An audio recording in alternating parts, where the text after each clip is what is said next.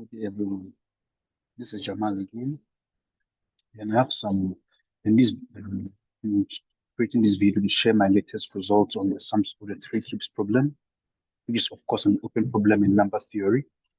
I've been working on this problem actively over this last couple of months, say a year now, and I've had some results. I recently have put it in a fixed share I would like to put out there. So I'm creating this video to pretty much explain my result that I've had. And so we'll just get started. I've had some advancements on this problem which I would like to share. So I'll share my screen and yeah, we go here. And so I'm going to share my latest advancements on this. So yes, it's here. So this begins with some derivations. I think here's an introduction initially. Uh, Here's some introductions. It is an abstract. These are some parameterizations I developed for this problem, which with this parameterization, but generally for every case possible, and there's a short proof inside the paper. It works for every case. So it depends on which case you want to solve for, you know. And so we come down to the table of contents, and I've had some introduction. I just shared an introduction, a brief idea of what the problem is. So a literature review, and this is where the derivation begins. So when you look here and here, you find out that I denoted the sums of x, y, and z as r. That's the notation I use, and we keep going.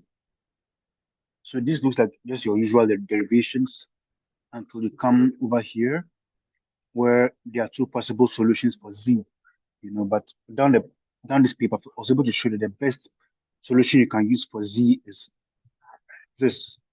Because when you attempt to use this formula for z as your formula for integers, you find out that it leads to only two non-integers and one integer, even though it all sums up to the case you are trying to solve for. But effectively, that's not what you're looking for. You're looking for integer solutions. And that's what Diophantine equations are all about. So for the sums of three cubes problem, one possible formula for z, the x, y, and z is this formula. So as we go down, we go down, we go down. You observe that we've been able to come down to this formula for x and y, and so here I deliberately isolated this part that has to do with square roots just to see what happens, And down the line, we begin to realize this begins to take certain shapes. We begin to realize that this problem is indeed linked to the elliptic curves, which is an already known thing in mathematics. There's a known relationship between the sums of the three cubes problem and elliptic curves, which I've just been able to easily show here, But the difference in my approach is that with my approach, for every case possible of this problem, you can generate an independent elliptic curve, which solves the problem, you know. And so I was able to, so just to ensure that our formula, even though here it resembles an elliptic curve, just elliptic curve equation, I just wanted to make sure that it takes the form, it's very obvious to us how it assumes the nature of a standard elliptic curve formula. So we're able to bring it down. So when it comes to equation 2.19, this formula is a standard formula for elliptic curves. And as you know from the basic elliptic curves, that's as we have learned, we would have also learned of the Weierstrass substitution, where you can assume, let's say, x equal to some variable minus.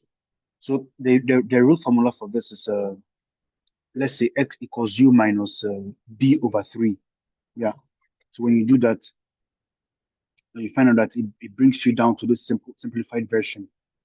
Yeah. And so through my own experimentation, working my way around things, and a lot of the time I've had to use Sage Math, which I have found very helpful. I've been able to find out that a trivial solution to this Weierstrass elliptic curve equation is this point, because sure, it looks like an infinite amount of points, infinitely many possible solutions, which true is true for this particular case. But then when you begin to look at the bigger picture, when you begin to, try to put it back into this bigger equation, you find out that x would have to be 0, which is not what we are looking for. You get it? So, which is why we call this a trivial, this is a trivial solution. And so I've been able to deduce a simple proof to show that. So this is a simple proof. Yeah. And so we come down here, and this is an example case.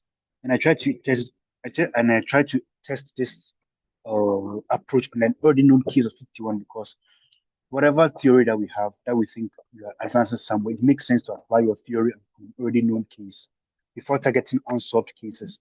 So I decided to test this theory on the case of an already solved case, like the case of 51, which I've used a lot to test a lot of ideas. So we find out that, let's say case 51, you know, so that would mean that if you to assume that the case we want to solve for is 51, for instance, uh, I made it clear that it is known that this is a point, so you'd have to assume, let's assume that m is equal to r cubed minus k equals 6, you know, and if you're to run this on Wolfram alpha, and we can do that for experimental reasons.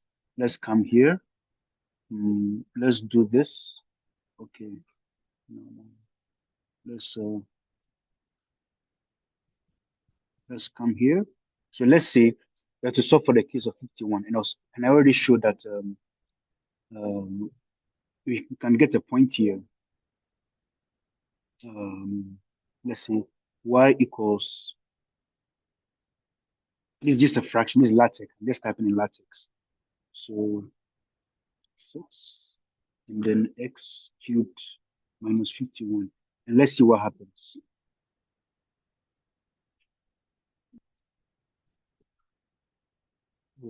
Okay, then this is what I did.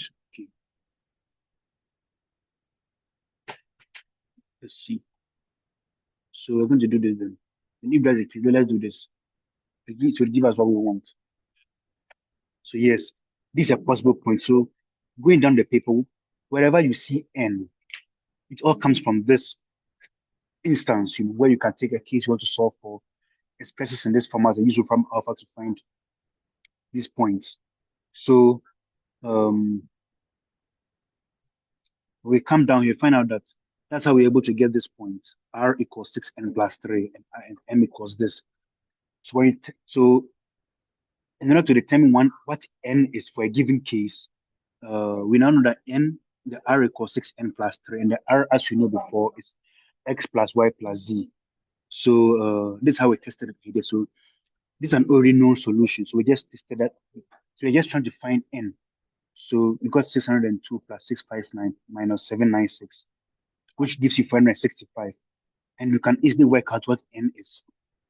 So for an already known case, you can determine that n for an already known case is 77. So yeah, that's more like an example to show where this idea comes from, you know. And this particular thing using n has been relevant.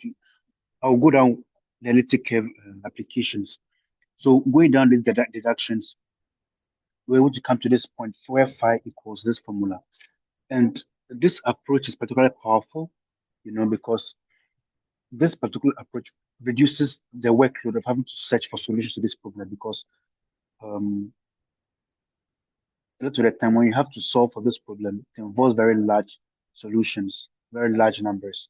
So sometimes, let's say, for the already solved case of 42, for instance, it was really about 20 decades long for each solution.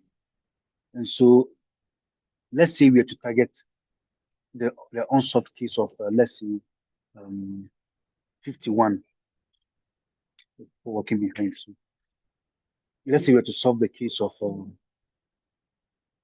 whatever case we wanted to solve for. Suppose there's the known solution. Let's say the case of 114.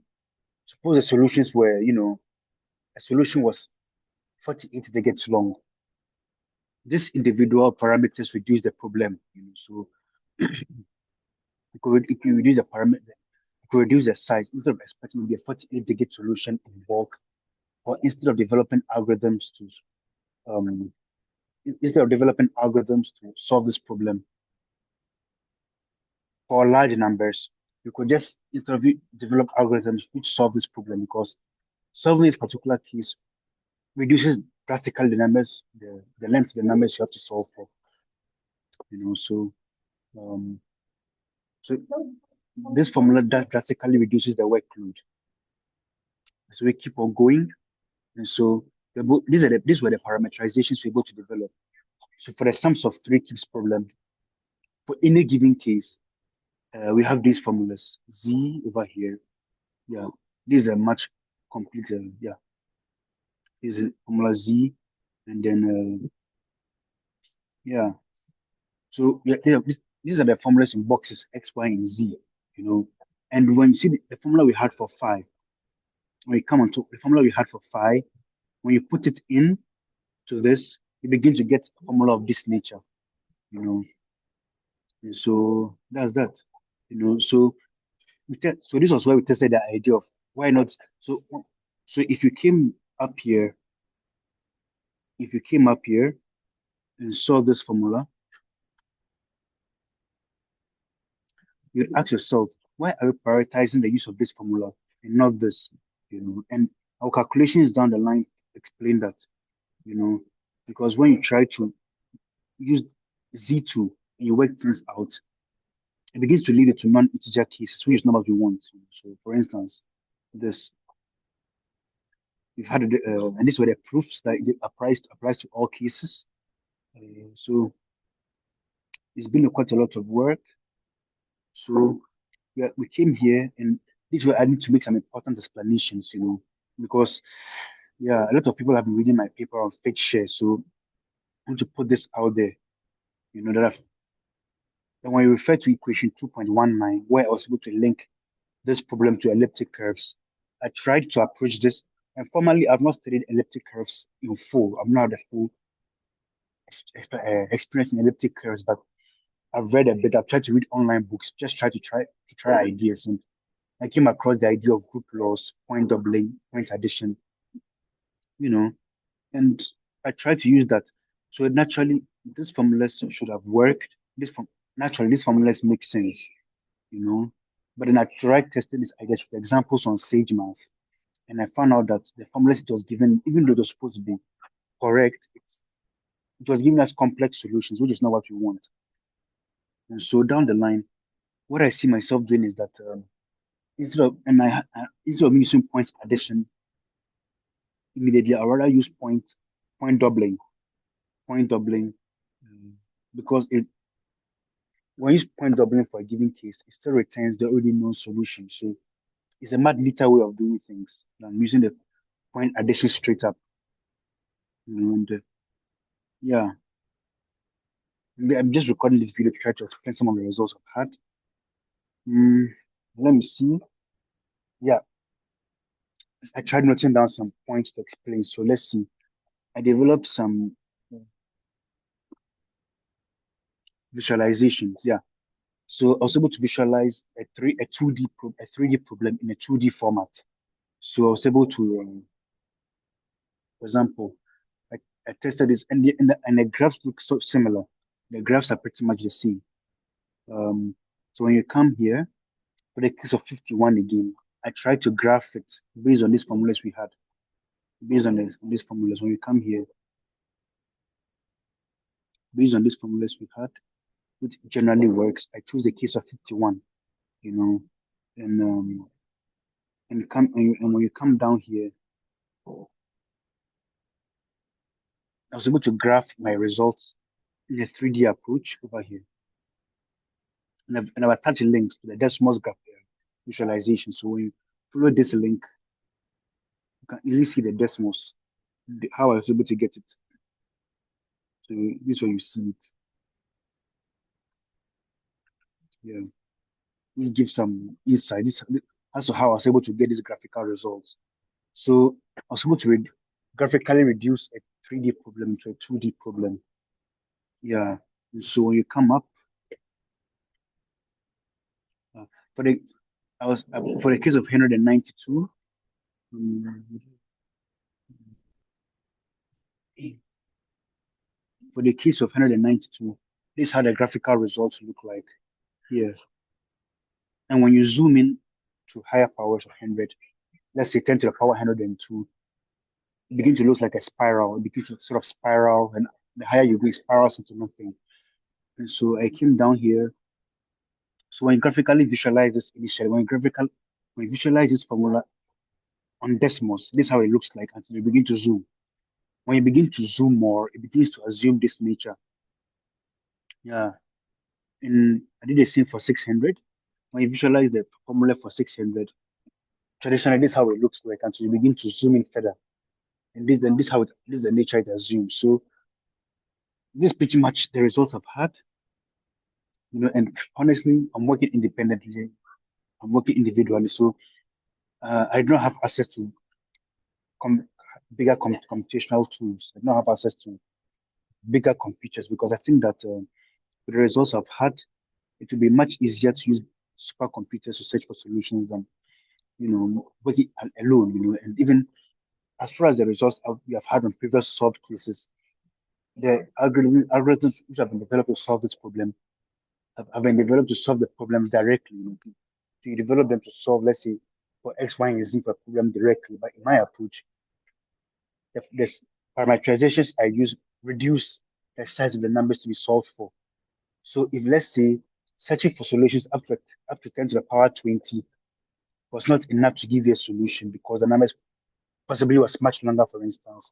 This time around with the parameterizations I have, when you make those same when you search within those same ranges, yeah, because let's say you're searching for alpha, we're searching for R within those same ranges, you're likely to get solutions. But I think this is an interesting approach I've taken, and I hope I've explained my ideas well enough.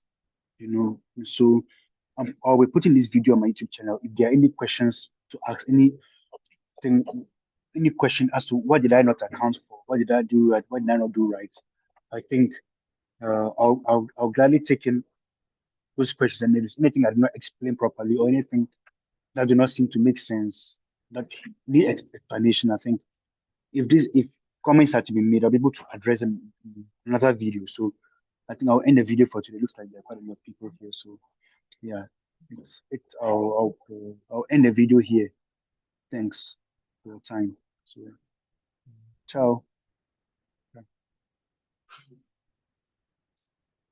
So yeah, I would have to stop and then